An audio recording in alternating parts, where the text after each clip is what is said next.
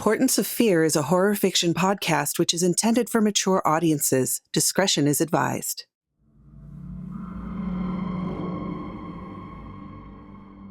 Welcome, Fearlings, to another weird and horrifying tale made just for you. I am your host, Michulhu, and I'll be your guide into the macabre and mysterious.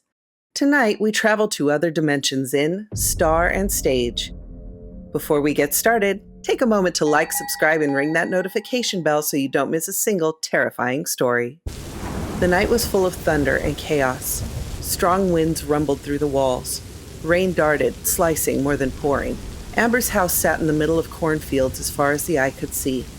The old oak in the front yard swayed with graceful fury. She worried about the farm animals. They hated storms, and this one was epic, the kind that dropped houses on witches. Amber peered out her window. The only light visible hung over the barn door. The rest was hidden in darkness, occasionally revealed by strikes of lightning. She picked at her teeth with a nail, nervous, haunted. Jill, her sister, slept like the dead a few feet away. The girls were home from college for the summer. Amber thought about staying at the dorms. She liked Chambers U, but her mother reveled in twisting the guilt knife whenever she could. Right before midnight, headlights appeared through the unbroken downpour. A tour bus, like the kind retirees take to Vegas, stopped at the end of the drive and opened its door. Without a second thought, Amber threw her slippers on, grabbed a coat, and ran out of the house. Needle-sharp rain stung exposed skin. Sludge clung to her feet and calves. It was a quarter-mile of flooded, muddy mess to the main road. At some point, both slippers were claimed by the muck. Right at 12:10, the door shut. She was 15 yards away. "Wait, stop!" She heard the chuff of the brakes disengaging, and the bus left as she reached it. She looked at its glowing red taillights. The license plate just said, "Home." She trudged back to the house where her mother waited in the mudroom. "What on earth do you think you're doing, young lady?" "Calm down. I'm an adult, remember? Watch the tone." "An adult. Right. You pay for everything, I'm guessing?" "Mother, just stop. I took out student loans. They pay for my school, not you. Something we warned you not to do." "Well, don't come begging us for money when you're drowning in debt. Look at you, running out into the rain in a nightie meant for a married woman. Oh, Jesus." Amber's jaw radiated with pain. "Don't you dare. Living in the city and going to that school is turning you into a what, Mother?" Amber seethed. "A disrespectful, arrogant brat," she hissed. "Spare me your holier-than-thou BS, Mother." Before her mother could protest, Amber pushed by and headed to the shower. "Why do you take the bait?" Jill asked from across the room. "I think she needs someone to hate, someone to blame. For what, I don't know. You should have stayed at school. Like you care. She treats you like the perfect child. Because she wants to drive a wedge between us. Don't let her." "What was the deal with that bus? You saw it?" "Yeah, I heard the front door slam and watched you run up the driveway. What did they want?" "Don't know. They closed the doors right as I got there and left. It was some sort of tour bus. It was strange. Weird. Good night, sis." "Good night." By the time the girls got to the kitchen, their dad was already out in the fields checking for damage. He always left right as the sun hit the horizon, coffee in hand. They rarely saw him. Their mother sipped coffee at the table, waiting for round two. Jill texted Amber, "Don't let her draw you into a fight." Amber made herself a bowl of cornflakes, pouring sugar on top. "You know, I can still fit into my wedding dress even after having 2 kids. I think it's because I avoid sugar." Amber gritted her teeth, glancing at Jill. "Mom, what are you planning to do today?" Jill asked, trying to steer the conversation. "I thought we'd go into town and pick up some clothing for the two of you. It's been a while since we had a shopping day together." Amber dreamed of being on that bus, looking out the window, her face right up against the glass as the world passed by. She snapped out of it. "You two can go without me. I have reading to do." "Oh, come on with us. It's going to be fun," her mother smiled. "You slapped me last night. I'm not interested in spending time with you." "You just have to be difficult, don't you? You know better than to say the Lord's name in vain." "Mom, maybe it's best if we go, just you and I. Let things calm down," Jill suggested. "Stop trying to make peace, Jill. You want to help? Tell her she was out of line. Tell her we're adults. Tell her that if I want to say Jesus Christ, God damn it, I will." Jill sighed. "Mom, you've always been hard on Amber. You need to back off before you lose her." "Thank you. I wasn't expecting to be ganged up on by my own children today. Amber, if you hate me so much, you should head back to school." No one hates you, Jill commented. Don't speak for me. I do hate her. She turned back to her mother. I am going back tomorrow. Until then, let's just avoid each other, shall we? That's fine by me. I'm heading to the city now. Jill, let's go. Jill looked at her sister's face. The pain was written all over it. No, Mom, I'm going to stay home. Thanks for asking, though. I see. All right, try not to badmouth me too much while I'm gone. This is still my house after all. I'll be back later. The screen door slammed. Thanks, Jill. I appreciate it. You're welcome. Amber spent the day reading. She read Poe, King, and Rice, feeling macabre under the gray canopy just outside. She wasn't a goth girl, though she could see herself liking the look. Night fell and fireflies created constellations of light across the front lawn. Dinner had been cold and formal. As soon as she was done eating, she went back upstairs to wait. 10 minutes before midnight, Amber put on her shoes, grabbed her phone, wallet, and keys, and headed out to the end of the drive.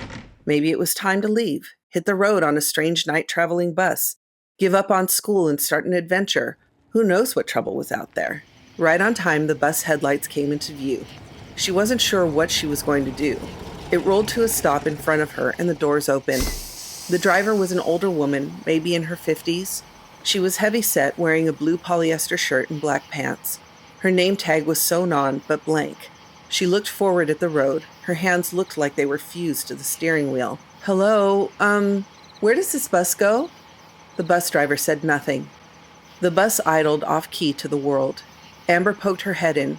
There were large leather seats, 3 on each side. The very back was hidden in darkness. Ma'am, where does this bus go? Again, nothing.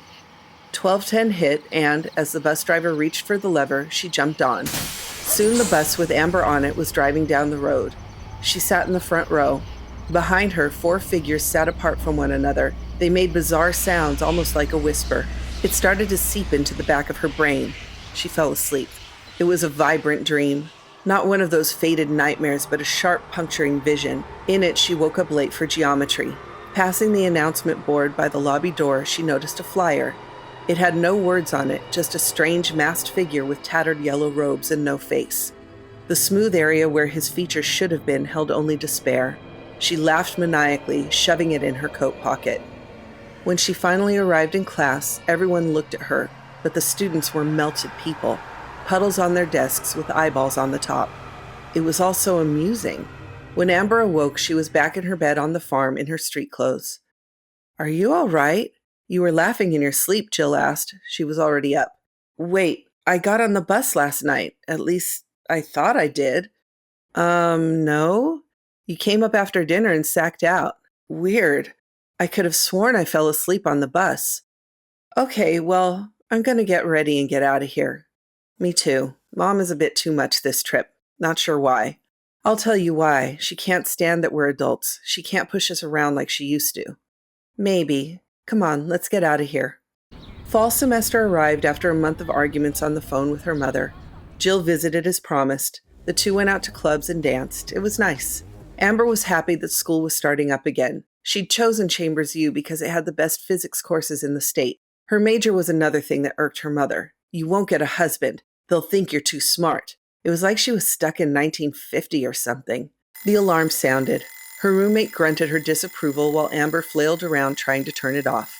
She hadn't dreamed in a long time, not since being on the bus. She never felt rested. It was like a living dream. As she reached the entrance to King Hall, she noticed a flyer on the corkboard. It was the exact one from her dream, a strange figure in a tattered yellow robe, faceless, wearing a crown. The figure looked alien, even isolated to her, a sad figure of power. She took it. As she walked across campus, she wondered why this poster was there. What did it mean? That's when she noticed the light poles around the school. They had changed. The poles were now black or dark brown. On top were lamps with green glass. Each had carvings on them, symbols that could be writing or just art, she wasn't sure. Later that night, Amber sat at the window in her dorm. If you'd asked her why she was up so late, she wouldn't be able to tell you. Maybe it was the odd things she saw that had changed over summer, like the lampposts or the flyer from her dream. She studied it without knowing why, but far back in the layers of her brain, she hoped to see the bus. It was a crazy thought. That bus wouldn't arrive here, would it? She glanced outside at midnight, and there on Craven Street was the bus. It rolled to a stop and opened its doors. Already dressed, she ran out to it, flyer in hand. "Please tell me, where does this bus go?" Amber panted. The bus driver said nothing. She looked like melting ice cream in polyester this time. Amber ignored this and stepped aboard to get a closer look. There were 5 men in white with yellow eyes staring at her. They all had the same unhinged grin on their faces. She recoiled and backed out onto the street. The driver shut the door and the bus drove off. She finally dreamed again. She was 11 and played Mrs. Claus in the Christmas play. Her mother had made the costume, and in hindsight, Amber would admit it was perfect. This time, though, instead of an audience of parents filming their kids, it was the strange men in white suits and grotesque smiles filling every seat. She forgot her lines, and the boy playing Santa Claus started to laugh. Then everyone was laughing. She wanted to run off stage, but she kept arriving to the same spot no matter which way she went. The stage got smaller till she was surrounded on all sides by the yellow-eyed maniacs. Amber woke up panting. Sweat beaded on her forehead. She could still feel their eyes. Rain tapped its early morning song on the window, and after a moment she calmed down. It was 5:00 a.m., the least civilized hour. Her roommate rolled over in her bed. She wished she could sleep so well. After an early morning shower, she decided to head to the cafe for coffee and a muffin. The new campus lights were still on, their lamps glowing green. 2 buildings, Peel and Shelley Hall, had changed as well. Now, their edifices were obsidian with braziers of green fire on the roofs. How did she not notice? Maybe it was some Halloween theme? Her mother had texted her again. No, thank you, she thought. The muffin sent dopamine straight to her groggy brain. The cafe had just opened and was empty. She thought about the strangeness of the last several weeks. Then there was the bus from nowhere to nowhere, the disjointed dream of the stage, the flyer. "Hello, my love. May I sit with you?" The voice startled her. A short black woman clad in a multicolored coat and a large purple top had stood across the table. Her hair was stark white, and her lips were painted red. She seemed disjointed too, with hazy edges, as if she shouldn't be there. Amber shifted nervously. There are lots of other tables around." "I know, dearie, but I was hoping we could talk. It'll only take a second.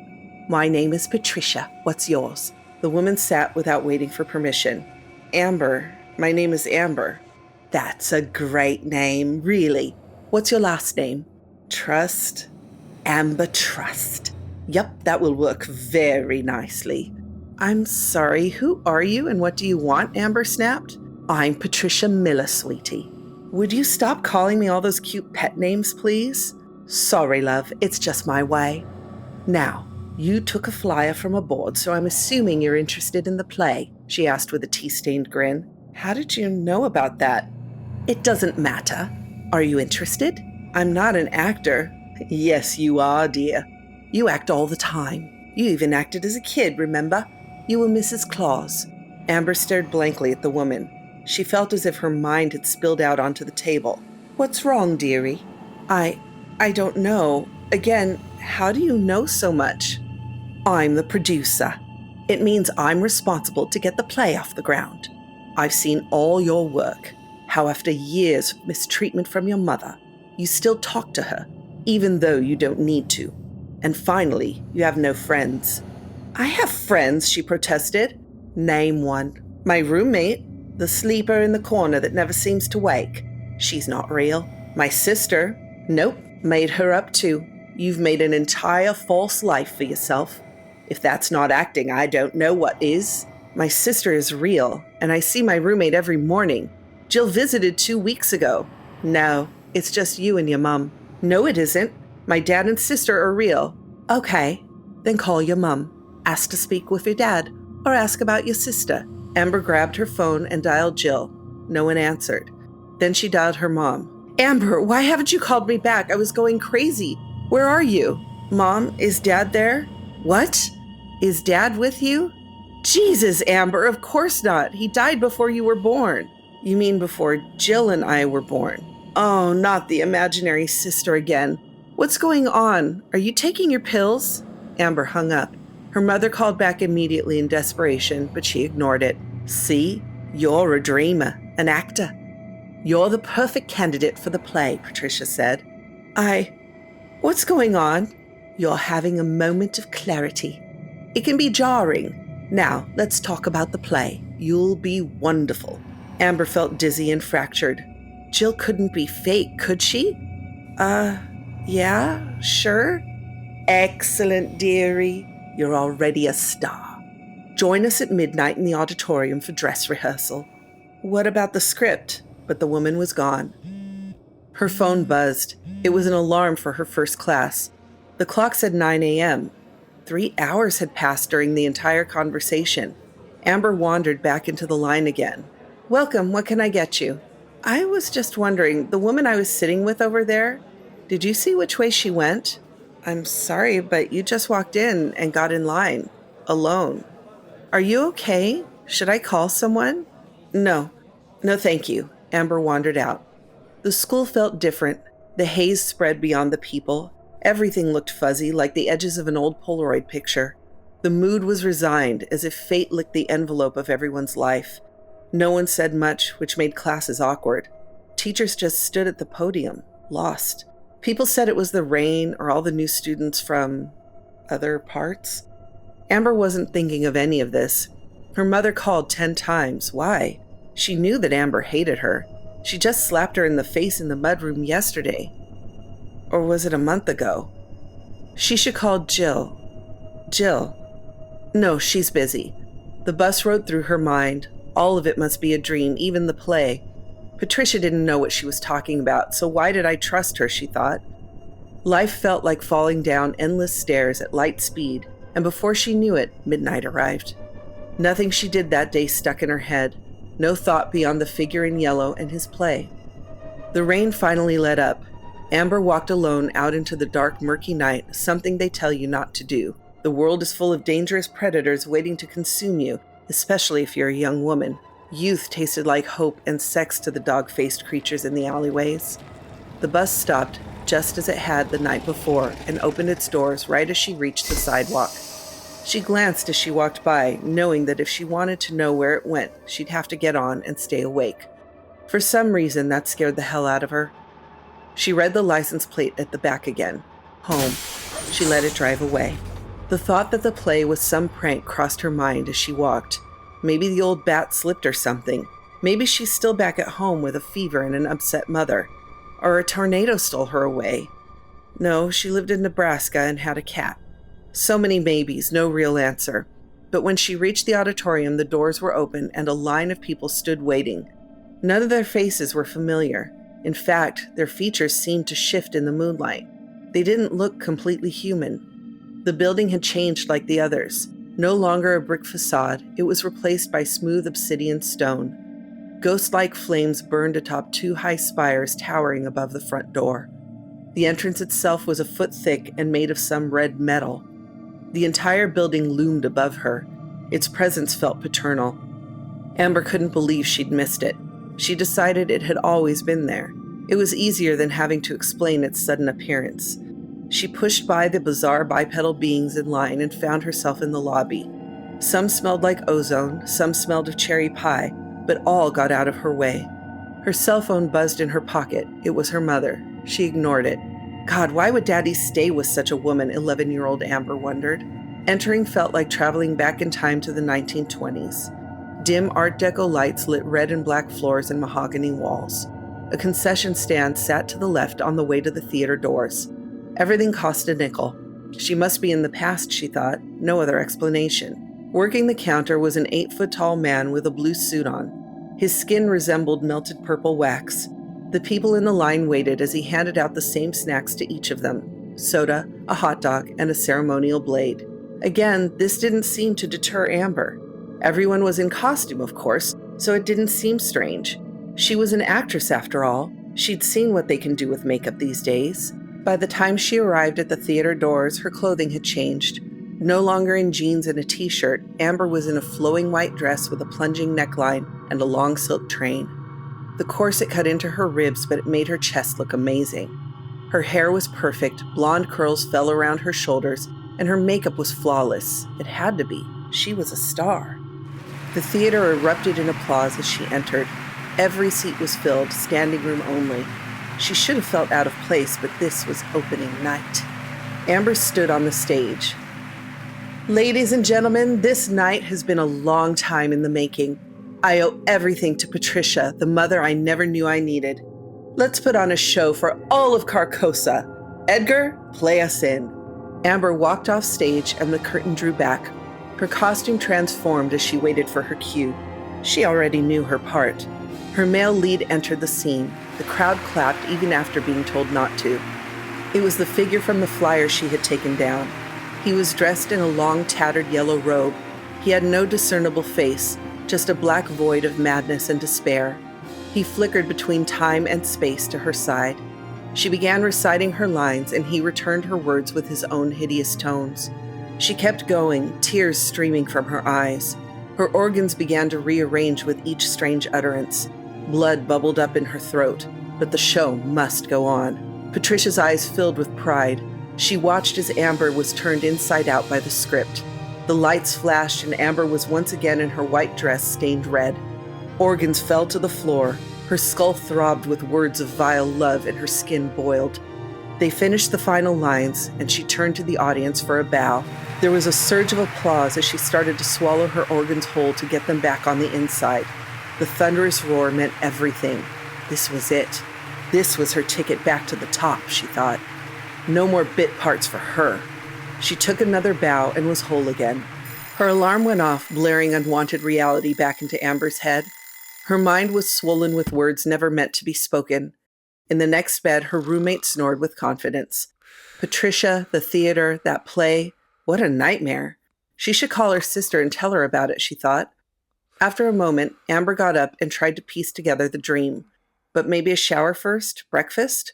Normalcy sounded like heaven. She finished getting ready for the day and looked outside her window. The tall obsidian spires of the auditorium slashed at a gray, lifeless sky. Braziers of ghostly fire burned brightly on the tops. She stepped back. It wasn't a dream. Her phone rang. It was her mother. Who calls people without texting first? She ignored it. Leaving her room, groggy, not hungry, but starving, Amber's horror deepened. All the buildings had changed into shadows. The stone was more haze than rock. But it wasn't just the alien buildings. Many of the students had transformed as well. They were mostly human, mostly corporeal, as they slinked around from class to class.